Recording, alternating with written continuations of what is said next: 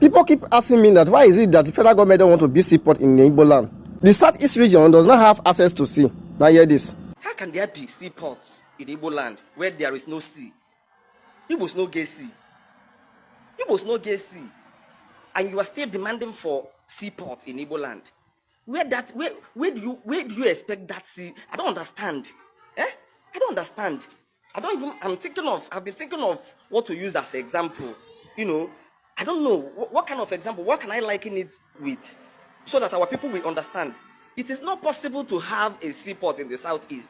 It is not possible to have a seaport in Igbo land. There is no sea. Any country that is existing along sea corridor have access to about 200 nautical miles. Some people say it's 250 nautical miles. But let me run with 200 nautical miles offshore. Anything from 200 nautical miles or 250 nautical miles up is what we call international water. That is where the big boys play. There is seaport in Lagos just because Lagos is existing along sea corridor. There is a seaport in Port Harcourt because Port Harcourt is existing along sea corridor. On air.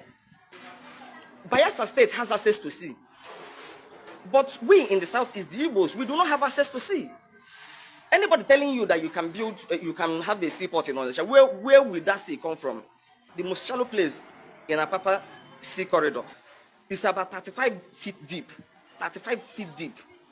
And let me tell you, the most shallow place in that sea is still deeper, far deeper, 2 times far deeper than River Niger.